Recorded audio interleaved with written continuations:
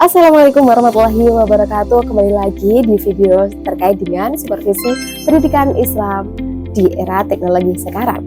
Kalau kemarin kita sudah membahas terkait dengan pengawasan atau monitoring, maka kurang lengkap kalau kita tidak membahas terkait dengan evaluasi supervisi pendidikan.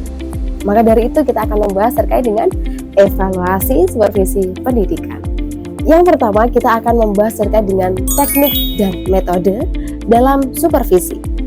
Teknik dan metode dalam supervisi pendidikan Islam meliputi dapat dilakukan dengan observasi langsung, kemudian analisis dokumen, terdapat wawancara, evaluasi kuantitatif, serta refleksi diri. Teknik ini tidak hanya mengevaluasi efektivitas pengajaran dan pencapaian tujuan akademik saja, tetapi juga adanya aspek moral dan spiritual. Observasi memungkinkan supervisor untuk menilai implementasi nilai-nilai Islam dalam pengajaran sehari-hari. Kemudian analisis dokumen itu memastikan bahwa materi pembelajaran mendukung karakter Islam. Wawancara yang akan memberikan pengawasan tentang persepsi dan pengalaman guru, siswa, orang tua. Sementara data kuantitatif itu digunakan untuk mendukung identifikasi pola perkembangan dari seorang siswa. Dan refleksi diri oleh guru itu dapat memperkuat peran mereka sebagai teladan dalam pendidikan Islam. Nah, tadi teknik dapat diterapkan dalam evaluasi. Yang kedua adalah evaluasi supervisor di pendidikan Islam.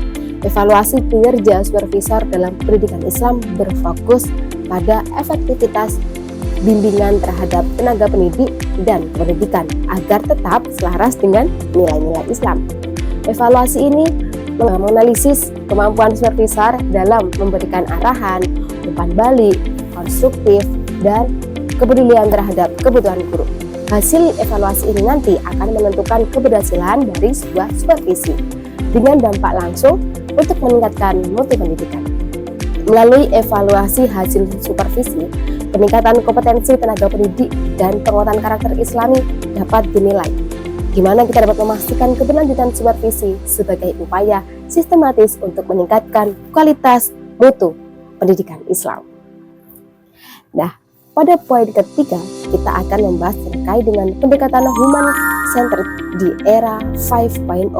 Pendekatan ini dalam supervisi pendidikan Islam memprioritaskan kesejahteraan dan pengembangan potensi setiap individu yang ada di dalamnya. Evaluasi ini berfokus pada kebutuhan personal tenaga pendidik, peserta didik yang dibantu dengan teknologi seperti hanya big data, di mana untuk memetakan kebutuhan secara spesifik. Meski teknologi itu penting, tapi interaksi internasional tetap krusial untuk memahami kebutuhan emosional. Pendekatan ini menggabungkan penggunaan teknologi dengan pendekatan manusiawi sehingga menciptakan lingkungan kerja kolaboratif dan mendukung pengembangan karakter nilai Islami. Nah, pada pembahasan yang keempat, kita akan membahas terkait dengan studi kasus pendekatan evaluasi human-centered pengembangan kompetensi guru di Madrasah Tsanawiyah. Buat teman-teman semuanya, ini bisa menjadi rekomendasi. Studi kasus menunjukkan bahwa pendekatan human-centered dalam evaluasi pengembangan kompetensi guru berdampak positif pada motivasi dan keterampilan mereka. Persepsi guru menentukan bahwa program ini bermanfaat meski dihadapkan dengan tantangan waktu dan fasilitas. Evaluasi ini menyoroti akan pentingnya dukungan waktu, penyesuaian materi latihan, serta menyediakan fasilitas. Evaluasi berkelanjutan itu diperlukan untuk mengukur dampak jangka panjang dari program ini terhadap kualitas pengajaran dan pengimplementasian nilai Islam. Lengkap sudah 6 video terkait dengan yang pertama dasar, kemudian kita berlanjut pada perencanaan, pengorganisasian, pelaksanaan, pengawasan, dan juga evaluasi. Maka dari itu, buat teman-teman semuanya, silahkan mengikuti 5 tahapan ini untuk menghasilkan supervisi yang luar biasa. Terima kasih sudah menonton video ini. Sampai jumpa di video berikutnya. See you.